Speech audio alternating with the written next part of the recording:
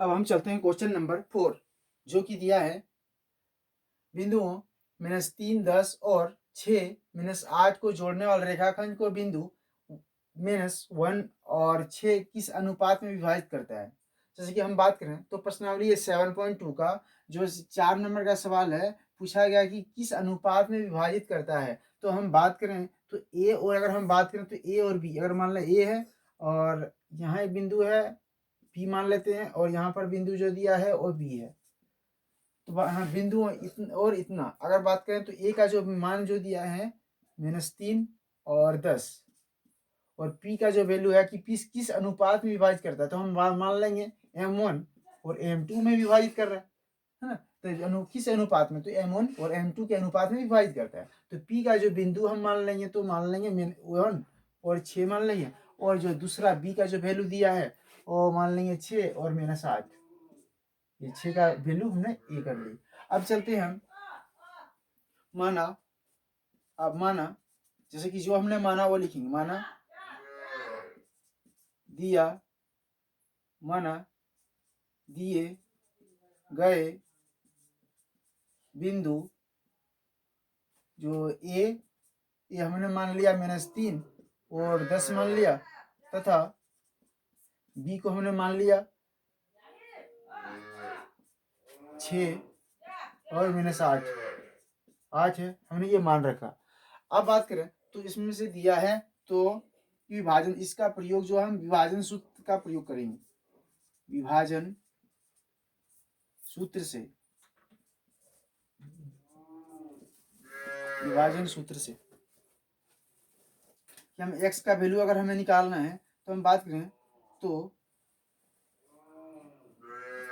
m1 x2 plus m2 x1,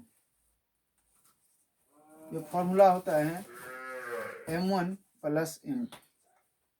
तो इसमें हम बात करें तो ये विभाजन सूत्र से है, तो ये m1 का जो वैल्यू दे रखा है, हम बात करें x का वैल्यू है -1, तो ये हम -1 पुट कर देंगे, और m का वैल्यू हमें तो दिया नहीं है, यानी कि किस अनुपात में बताया है कि किस अनुपात में विभाजित होता है। तो x2 का जो वैल्यू है, तो हम बात करें a और x2 का जो वैल्यू है, तो x2 का है -1, m1 1 हम बात करें तो ये 1 को चलते हम ब्रैकेट में डाल देते हैं। चलो ब्रैकेट में -1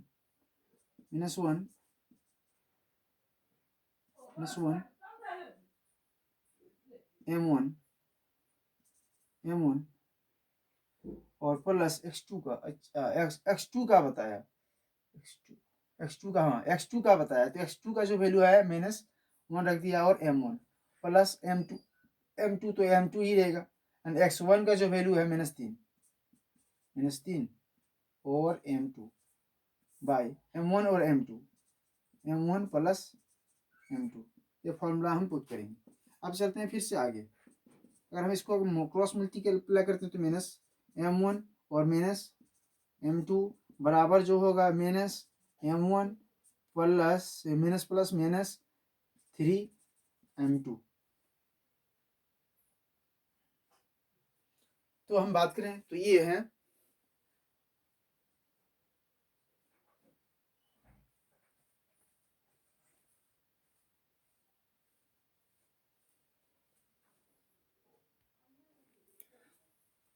जैसे हम विभाजन सूत्र हम जानते हैं m1 और m2, और m1 ये m2 x1 होता है, इसलिए हम बात करें तो m1 का जो वैल्यू दे रखा है, m1 तो हमें निकालना है, तो m1 टू x2 का जो वैल्यू है ए बी में हम जा रहे हैं, तो अगर बात करें तो a का है x2 का जो वैल्यू हो जाएगा इसमें ये, हाँ सॉरी इसमें है ना, सॉरी थोड़ा सा है कि यहाँ पे -1 है, यहाँ पर हमने इसका पुट कर दी, तो ए बी में से बात करें तो ये 6 का वैल्यू हो गया, ये 6 होगा, क्योंकि यहाँ पर x2 बोला है, तो ए बी में से x2 ये होगा, x2 6 है।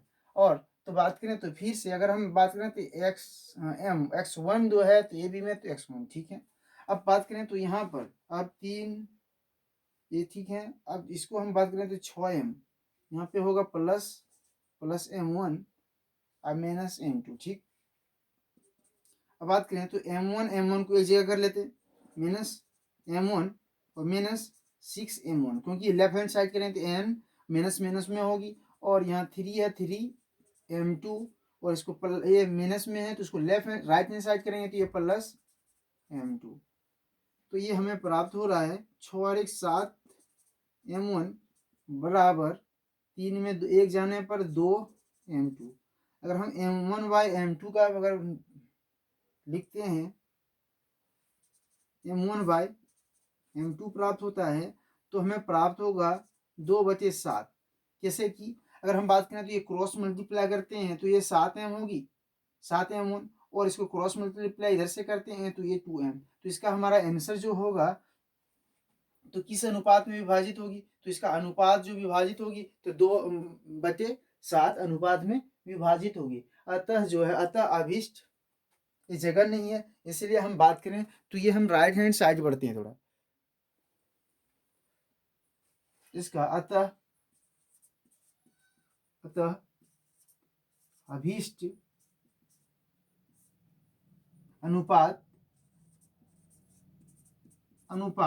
बराबर होगा 2/7, यानी कि ये 2/7 प्राप्त होगी, ये इसका आंसर होगा। अब चलते हैं फिर से नेक्स्ट क्वेश्चन में, क्वेश्चन नंबर 5। अब चलते हैं क्वेश्चन नंबर 5, जो कि दिया है वह अनुपात ज्ञात कीजिए जिसमें बिंदुओं ये जो है 1-5 और b-4-5 को मिलाने वाला रेखाखंड एक्स एच से विभाजित होता है। इस विभाजन बिंदु के निर्देशांक भी ज्ञात कीजिए, यानी कि इसका विभाजन बिंदु का निर्देशांक भी ज्ञात करना है। तो हम चलते हैं सॉल्व करते हैं। माना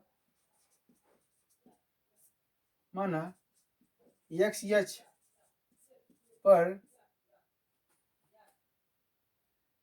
पर बिंदु, माना एक्स एच पर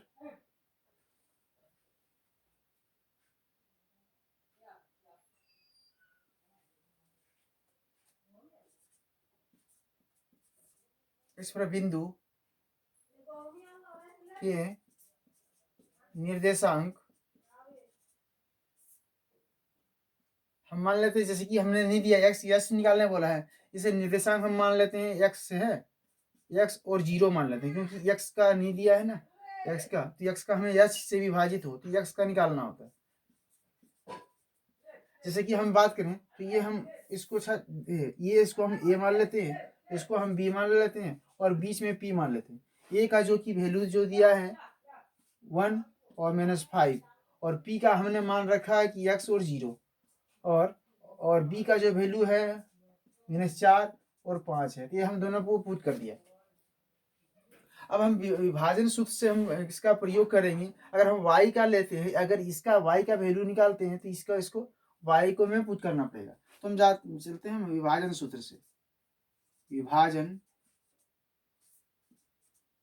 सूत्र से जैसे कि हम बात करें तो y का वैल्यू निकाल रहे हैं, तो y का जैसे पहले कि y का वैल्यू 0 दिया है तो हम y का ही वैल्यू पहले पुट कर लेंगे, क्योंकि इससे हम कितने दूरी पर विभाजित होती है ये बिंदु को हमें निकालना है। इसीलिए हम बात करें y का वैल्यू हम पुट करेंगे तो y का वैल्यू होगा m1 y2 plus m2 x1 bye m1 plus m2। तो बात करें तो ये फॉर्मूला को हम थोड़ा सा इधर राइट ही बता देते हैं। अगर हम चलते हैं नीचे, अब y का अगर वैल्यू 0 दिया है, क्योंकि y का वैल्यू 0 दिया है, m1 का वैल्यू तो हमें पता नहीं है, m1 का वैल्यू हमें निकालना है m1। चलते हैं y2 का जो वैल्यू दिया है, y2 जो है -5 दिया है, -5 नहीं 5 है m1 प्लस, और y1 जो दिया है -5 ब्रैकेट में डालते हैं तो m2 बाय फिर m1 जोड़ m2। जब हम 0 से मल्टीप्लाई करेंगे तो ये 0 होगा, 0 का 0 है ना। अब इसको हम बात करें तो 5m1 माइनस 5m2। अगर हम m1 और m2 का, अगर m1 5m1 बराबर 5m2 इसको लिखते हैं तो ये 5 5 कट जाता है, 5 1 जा 5 5 1 जा 5, तो ये बच जाएगा, यानी कि m1 बाई m2 बराबर होगा 1/1, यानी कि m का जो वैल्यू है और 1 अनुपात हम बात करें तो इसको हम लिख सकते हैं कि 1:1 है। अब हम चलते हैं आगे। इसमें बताया है कि x के विभाजन बिंदु होता है, विभाजित बिंदु होता है, तो हम x का वैल्यू निकाल लेंगे। तो x का वैल्यू हमें बात करें तो x1, तो x है। अब x में बात करें तो जो फॉर्मूला वही फॉर्मूला हम फिर से पुट करेंगे। तो जैसे कि हम जानते हैं कि m1 और x2 plus m2 x1 bye m1 जोड़ m2। जैसे कि हम बात करें m1 का वैल्यू तो हमें 1 प्राप्त हो गया, तो 1 तो लिखते नहीं है। x2 का जो वैल्यू है x2, इनमें से x2 जो होगा तो -4 है, तो -4 पुट कर देंगे और m1 का वैल्यू 1 कर देते हैं और प्लस का प्लस m2 का जो वैल्यू है, m2 का तो पता है कि यानी कि हमने m2 का वैल्यू भी 1 प्राप्त हुआ है, 1 है, तो 1 ही हम पुट कर देंगे फिर m।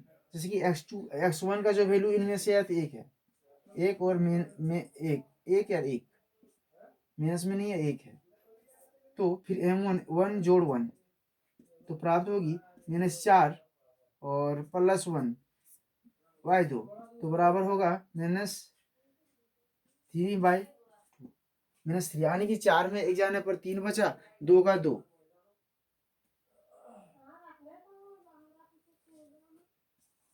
अतः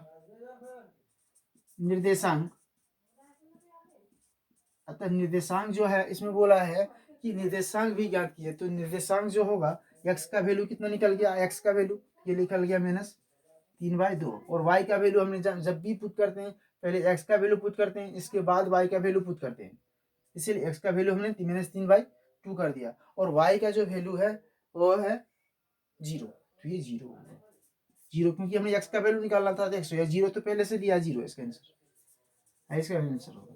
अब चलते हैं हम नेक्स्ट क्वेश्चन।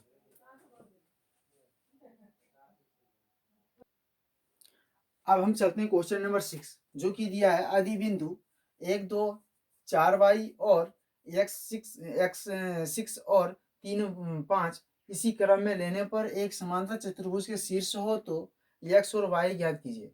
तो माना हम बात करें तो इसको सॉल्व करें तो माना ये एक बात करें तो 1 और 2 मान लेते हैं और b 4 y और तथा c x6 और डी को हम 3 5 5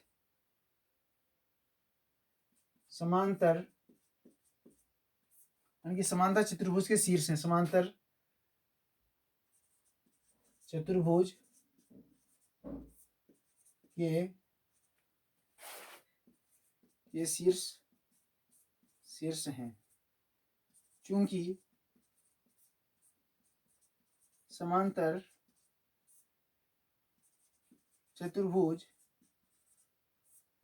के विकर्ण समांतर चतुर्भुज के विकर्ण एक दूसरे विकर्ण को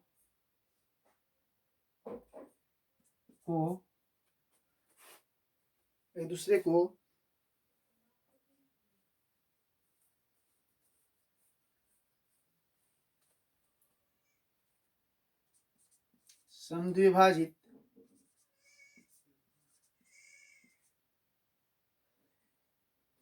समद्विभाजित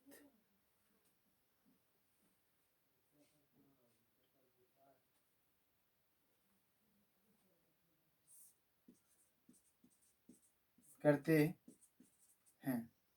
इसीलिए हम बात करें बिंदु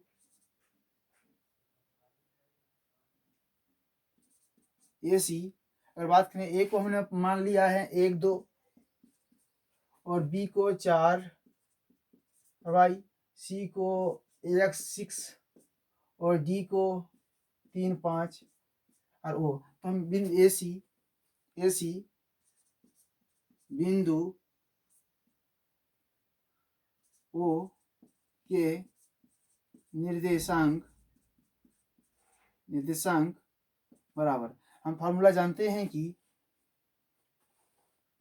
x1 जोड़ x2 बाय 2 और y1 जोड़ y2 बाय 2 होता है। तो हम बात करें तो इसमें से है कि x1, इसमें से दोनों में से x1 जो है 1 है और x2 जो दिया है और x है बाय 2 और y1 जो दिया है इसमें से 2 दिया है जोड़ 6 बाय 2।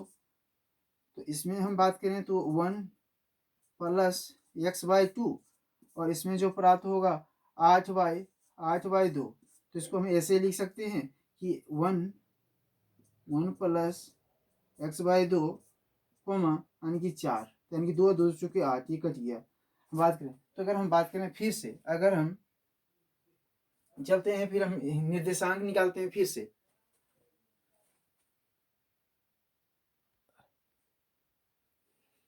इसी प्रकार बी डी जगह नहीं है इसलिए हम साइड बढ़ते हैं। बी डी के मध्य बिंदु, बी डी के मध्य बिंदु ओ के निर्देशांक बराबर जो होगी वही फॉर्मूला में हमने पुट किया। तो x1 जो है x1, अगर बी डी में बात करें तो x1 जो होगा 4 जोड़ 3 बटे 2 और यहाँ पर y1 y प्लस 5 बटे 2।